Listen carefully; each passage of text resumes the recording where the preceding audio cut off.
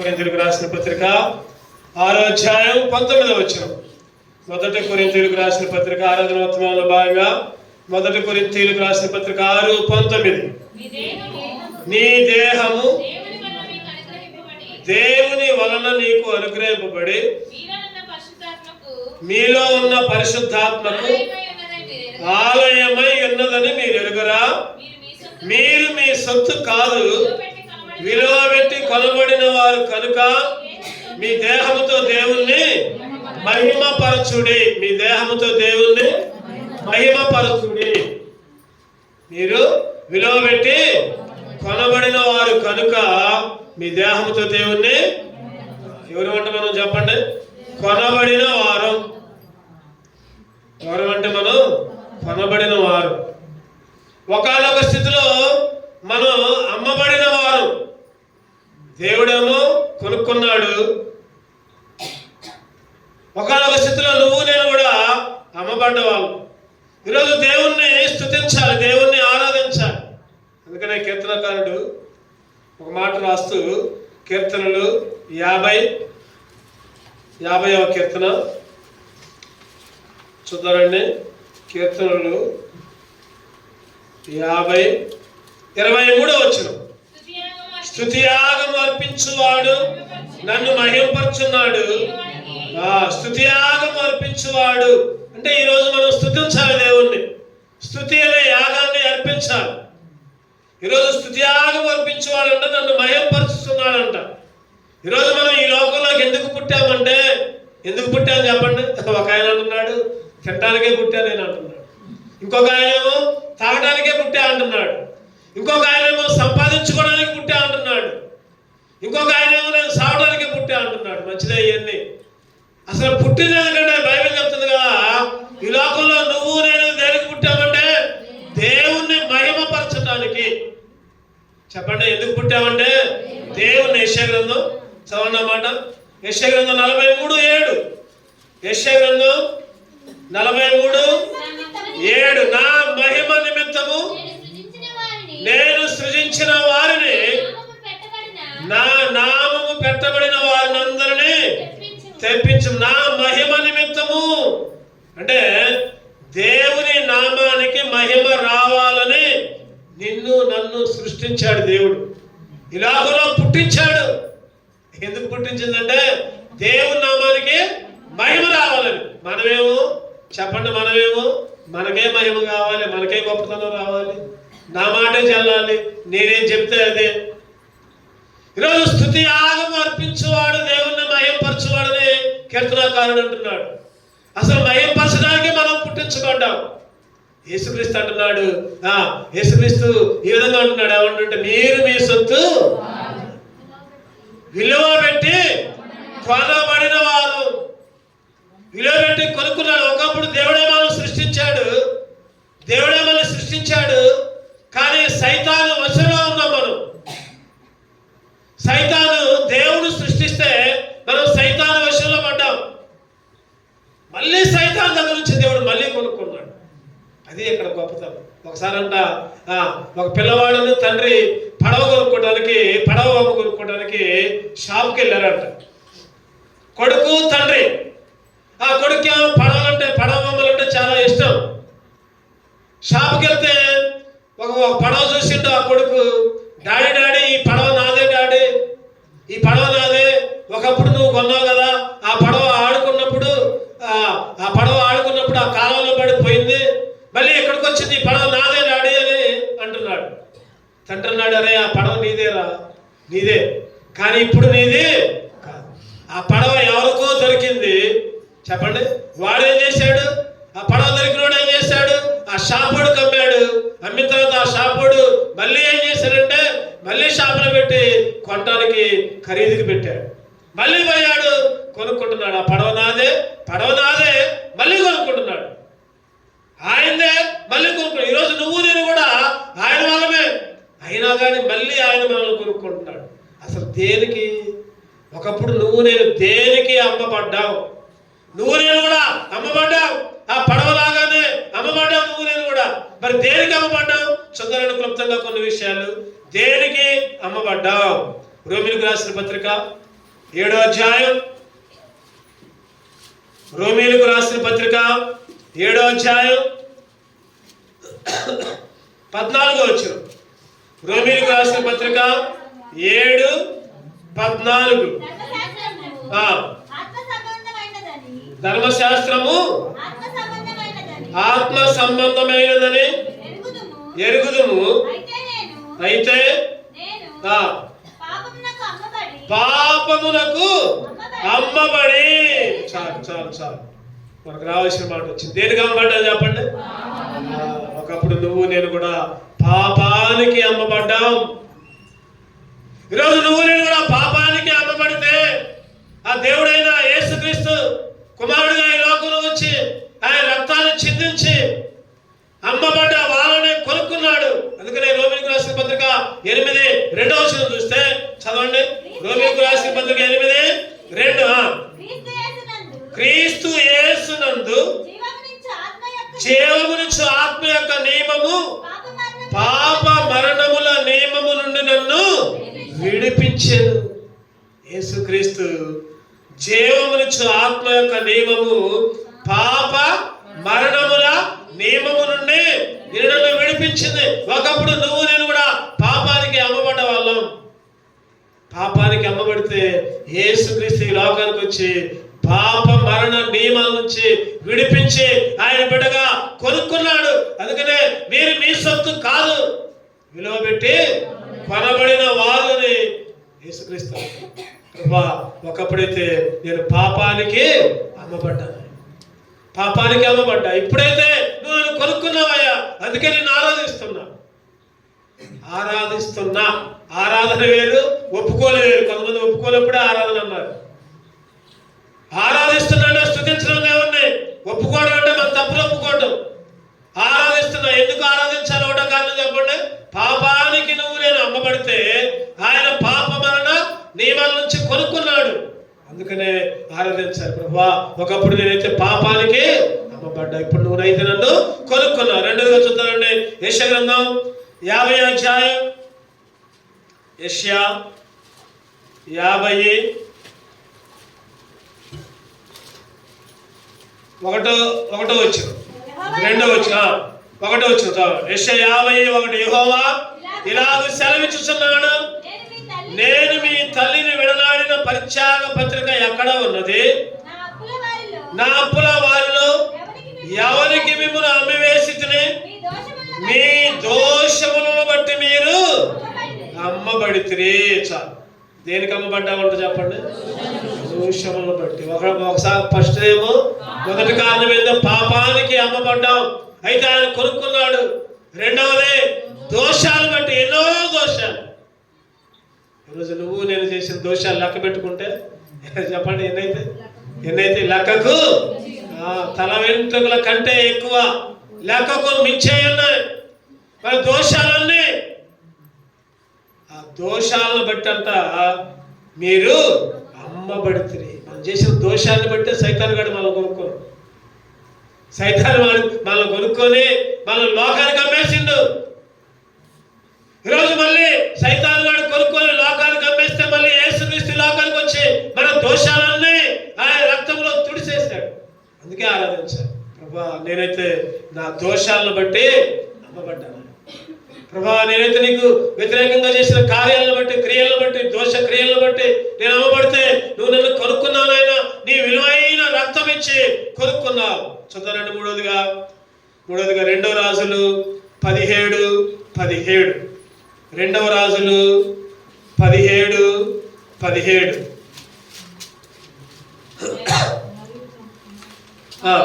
2వ రాజులు 17:17. మరియు తమ కుమార్తెలను అగ్నిగుండమును దాటించి శకునమును చెల్లంగితనమును వాడుక చేసుకొని యెహోవా దృష్టికి చెడుతనము చేయుటకై తమ్మును తాము అమ్ముకొని ఆయనకు కోపము పుట్టించిరి. మూడోదిగా దేనికి అమ్ముకున్నామంటే చెడుతనం చేయటానికి అమ్ముకున్నాం. మనం దేనికి అమ్ముకున్నాం చెప్పండి? చెడుతనం చేయడానికే. ఎన్నోసార్లు చెడు కార్యాలు చెడుతనం చేయటానికి అమ్మబడితే దేవుడేమో మనల్ని కొనుక్కున్నాడు. మీరు మీ సొత్తు కాదయ్యా, చెడుతనం చేసినా పర్వాలా, నా దగ్గర రండి, నేను మంచిగా మారుస్తా మిమ్మల్ని. దోషాలు చేసిన పర్వాలా, పాపాలు చేసిన పర్వాలా, మీ కొరకే నేను వచ్చా. పాపుల కోసమే నేను పరము నుండి దివికి దిగి వచ్చా, రిక్తుడిగా నీ కొరకు నా కొరకు లోకానికి వచ్చి. చెడుతనానికి అమ్మబడిన మనల్ని కొనుక్కున్నాడు. ఎన్నిసార్లు చెడుగా ఉన్నాం, ఎన్నిసార్లు చెడు తిరుగులు తిరిగాం. అప్పుడప్పుడు పిల్లగాళ్ళు అంటూ ఉంటాం, బయటికి పోయిస్తే అరే చెడు తిరుగులు తెరమాగురా అంటాం. చెడు తిరుగులు తెరమాగురా, నువ్వు కూడా చెడిపోతావు. లేదా పలానోడి పక్కన తిరగమాగురా, వాడు నిన్ను జడగొడుతుడు. వాడు కాదు, ఈడే జడగొడుతున్నాడు వాడిని, కాకపోతే మనమేమో వాడిని అంటాం.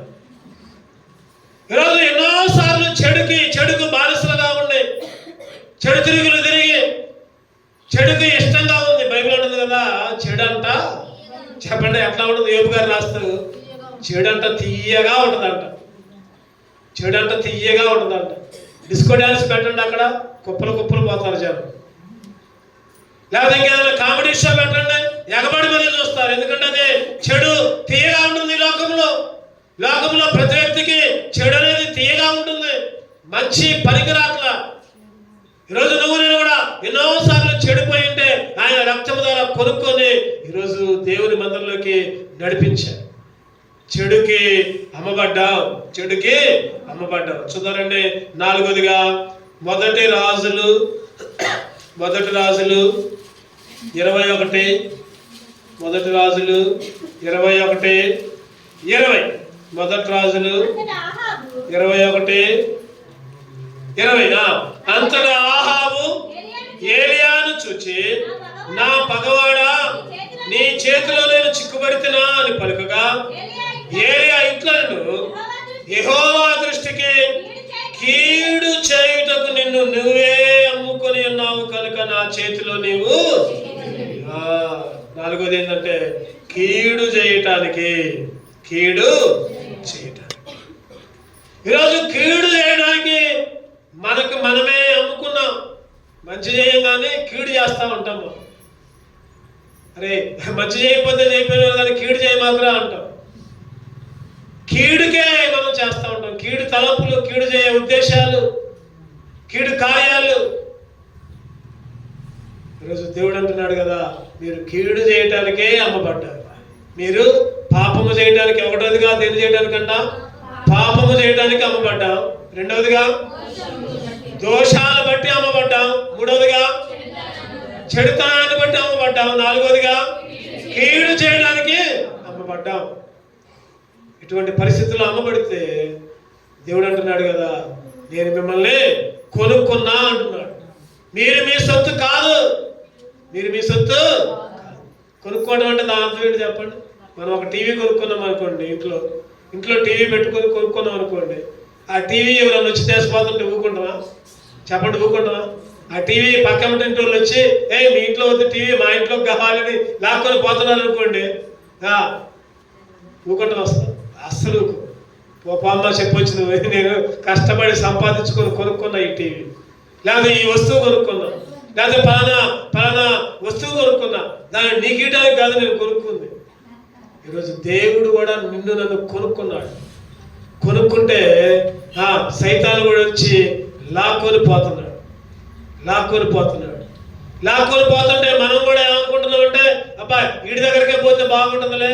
రాత్రి చెప్పుకున్నాం మనం, ఏ మార్గం అంటది చెప్పండి? ఏ మార్గం అంటే సైతాను గారి మార్గం, విశాల మార్గం. ఇదే బాగుంది, తినొచ్చు, తాగొచ్చు, తిరగొచ్చు, ఎంజాయ్ చేయొచ్చు, బూతులు మాట్లాడచ్చు, అబద్ధాలు ఆడొచ్చు, ఏదైనా చేయొచ్చు. వెంబడిస్తున్నాం సైతాను గారిని. చివరికి అర్థమవుతుంది ఎక్కడికి పోతుంది అది? నాశనానికి, నరకానికి. ఈరోజు కీడు చేయటానికి అమ్మబడ్డాం. నా జీవితంలో ఎన్నోసార్లు కీడు చేశాను ఆయన, అయితే నువ్వు నన్ను కొనుక్కొని కీడు చేసేవాడిగా నుంచి మేలు చేసేవాడిగా మార్చావయ్యా. చెడు చేసే దగ్గర నుంచి మంచి చేసేవాడిగా ఉంచావయ్యా. తర్వాత దోషాలని తీసివేసి ప్రభా నీ కృపా క్షేమాల మీద ఉంచావయ్యా. ప్రభా నా పాపాన్ని తీసి పవిత్రపరిచావయ్యా. ఆరాధించాలి. చివరిగా ఇంకొకటి చూసుకొని ముగించుకోండి, మనకు సమయం లేదు. నెహెమ్యా 5వ అధ్యాయం 8వ వచనం. నెహెమ్యా 5:8. అన్యులకు అమ్మబడిన మా సహోదరులైన యూదులకును మా శక్తి కొలది మేము విడిపించింది. ఎవరికి అమ్మబడ్డామంట? అన్యులకు. ఎవరికి అమ్మబడ్డాం? మరొకసారి చదవండి. అన్యులకు అమ్మబడిన. ఈరోజు నువ్వు నేను కూడా అన్యులకు అమ్మబడ్డాం. అన్యుల కంటే ఆచారాలకు అమ్మబడ్డాం, సాంప్రదాయాలకు అమ్మబడ్డాం, సైతాన్ గాడికి అమ్మబడ్డాం. వాడు మనం కొనుక్కొని చిత్రహింసలు పెడుతుండు. ఒకడంట ఒక చిలకను పట్టుకుంటాం. ఎవరిని పట్టుకుంటూ చెప్పండి? చిలకను పట్టుకొని పంజరంలో పెట్టి ఒక బాగా సూది తీసుకొని కూర్చుతా ఉన్నాడు. చిలక మంచిగా ఎగిరిపోయే చిలకను తీసుకుని వచ్చి పంజరంలో పెట్టి గుచ్చుతా ఉన్నాడు. పాపం అదేమో ఎటు పోవడానికి కుదరట్లా. దాంట్లో చిక్కుకొని గుచ్చినప్పుడల్లా అయ్యో అయ్యో అని ఏడుస్తా ఉంది. విడిపించే వాళ్ళు ఎవరు కనపట్ల. ఆ చిలక ఏడుస్తా ఉంటే ఈడేమో బయట నవ్వుతుండంట. చెప్పండి. ఆ చిలకేమో ఏడుస్తా ఉంటుంటే, ఆ చిలకేమో బాధపడుతూ ఉంటుంటే ఈడేమో బయట నవ్వుతా ఉండంట. అంతలోకి దారిని పోయే ఒక వ్యక్తి వచ్చి పాపం ఆ చిలకను చూసి జాలిపడి, అరే ఆ చిలకను అమ్ముతారా నాకన్నాడు అంట. అరే ఒక 50 రూపాయలు ఎంత అమ్ముతారా అంటే, 50 రూపాయలకి అమ్మ, నేను 100 రూపాయలకి అమ్ముతావు. 50 రూపాయలకి అసలు అమ్ముతుంటే, సరే పోనీలేరా 100 రూపాయలు ఇచ్చి తీసుకొని ఆ చిలకను తీసి ఆ చిలక దగ్గర ఎక్కడైతే కూర్చుందో అక్కడ రక్తం కారుతుంటే అక్కడ మంచిగా దూది పెట్టి కడిగి శుభ్రం చేసి ఇంటికి తీసుకుపోయి ఆ చిలక కొద్దిగా ఆహారం వేసి చిలకని చెట్ల మీదకే వదిలేడు. చెప్పండి. ఇప్పుడు చిలక ఎవరంటే నువ్వు నేనే. చిలక ఎవరు చెప్పండి? చిలక ఎవరంటే మనమే. చిలక మనమే. మరి ఆ గుచ్చేవాడు ఎవరు? బంధించిన వాడు ఎవడంటే సైతాను గాడు.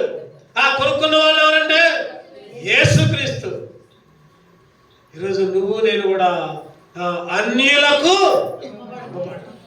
అమ్మబడ్డాం. 5 అంతలుగా 5 రకాలుగా అమ్మబడ్డాం. చెప్పండి. ఒకటోది దేనికి అమ్మబడ్డాం? ఒకటోది పాపాలకు అమ్మబడ్డాం. రెండోది దోషాలకు అమ్మబడ్డాం. మూడోది చెడుతనానికి అమ్మబడ్డాం. నాలుగోది కీడుకు అమ్మబడ్డాం. ఐదోది అన్యులకు అమ్మబడ్డాం.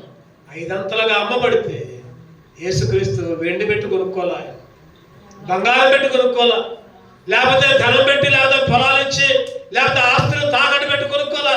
1 పేతురు 1వ అధ్యాయం చదవండి అన్నమాట. 1 పేతురు 1:18. 1 పేతురు 1:18. పితృపారంపర్యమైన వ్యర్థ ప్రవర్తనను విడిచిపెట్టినట్లుగా వెండి బంగారముల వంటి క్షయ వస్తువుల చేత విమోచించబడలేదు. వెండితో కొనుక్కోలా, బంగారంతో కొనుక్కోలా, క్షయమైపోయే అంటే నాశనం అయిపోయే వస్తువుల చేత మీరు విమోచించబడాలా. మరి దేనితో? అమూల్యమైన రక్తము చేత, అనగా నిర్దోషమును నిష్కలంకమునకు గొర్రె పిల్ల ఉండి క్రీస్తు రక్తము చేత. నిర్దోషమైన రక్తం, అమూల్యమైన రక్తం, ఇంకా గొర్రె పిల్ల రక్తం, నిష్కలంకమైన గొర్రె పిల్ల రక్తం. ఎవరిని కొనుక్కున్నాడు? లింగాల వల్ల కాదు. ఆయా ప్రాంతాల్లో. ప్రకటన చదవండి అన్నమాట. 5వ అధ్యాయం ప్రకటన 5 ఎన్నో వచ్చిన అన్నమాట. చదవండి, చూడండి. ప్రకటన 5:9.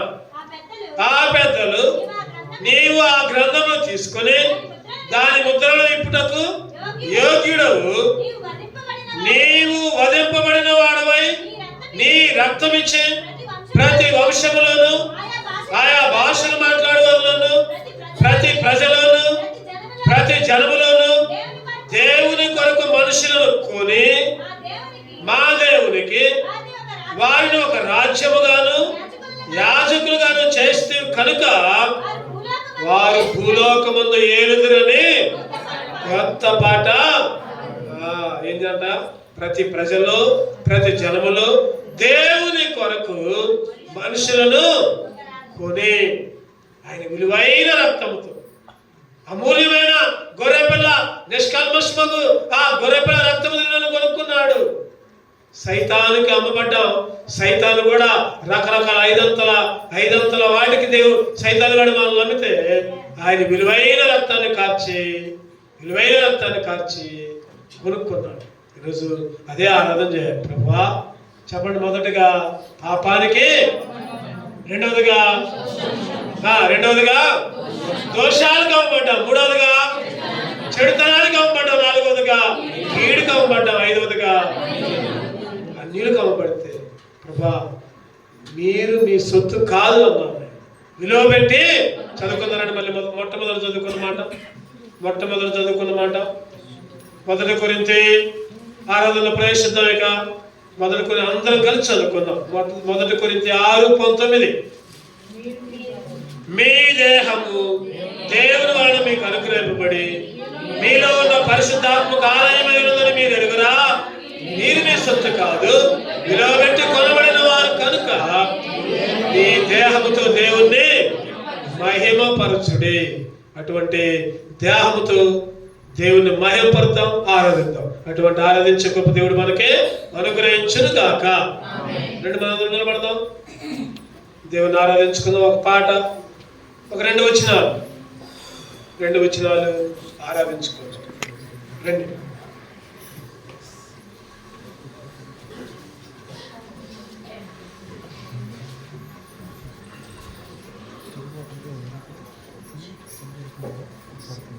రెండు 225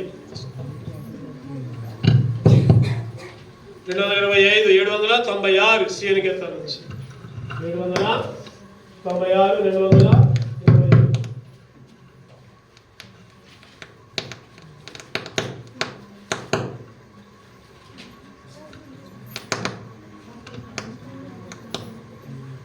మొదటి 2 వచనాలు ఆరాధించుకున్నాం. పాడుకుంటూ అందరూ కలిసి. నే స్తుతించెదను యేసు నామమును, భజించెదను క్రీస్తు నామమును. స్తుతికి యేసే యోగ్యుడని నిత్యం నే స్తుతించెదను. స్తుతికి యేసే యోగ్యుడని నిత్యం నే స్తుతించెదను. స్తుతించెదను యేసు నామమును, భజించెదను క్రీస్తు నామమును. ఆ ప్రభు కృప ప్రేమ కనికరములు వర్ణింపనెవరికి తరమౌనా. ఆ ప్రభు కృప ప్రేమ కనికరములు వర్ణింపనెవరికి తరమౌనా.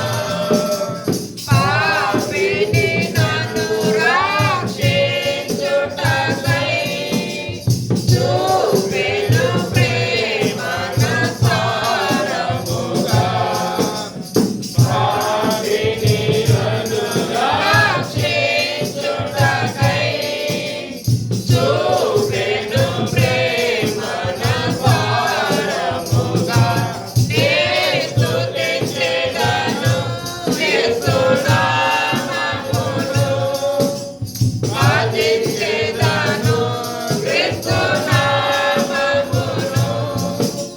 స్తుతికి యేసే యోగ్యుడని నిత్యం నే స్తుతించెదను. స్తుతించెదను యేసు నామమును, భజించెదను పాపుటకై శాపములన్నీయు పాపుటకై. పాపములన్నీయు పాపుటకై శాపములన్నీయు పాపుటకై.